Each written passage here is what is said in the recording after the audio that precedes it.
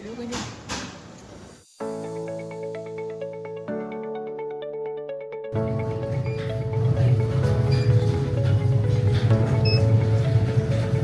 Quincy, Yes.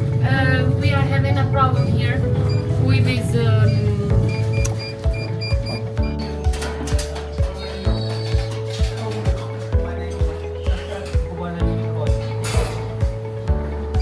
If you did the connection for the, I mean for the phone.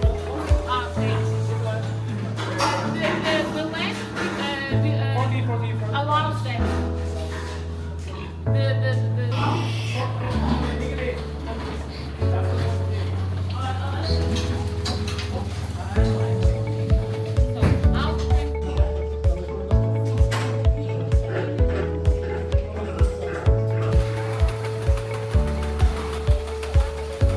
So this is the floor or the solid?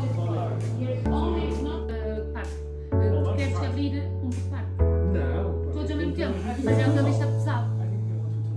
It's very. Smile, guys. Yeah, cheers. Cheers.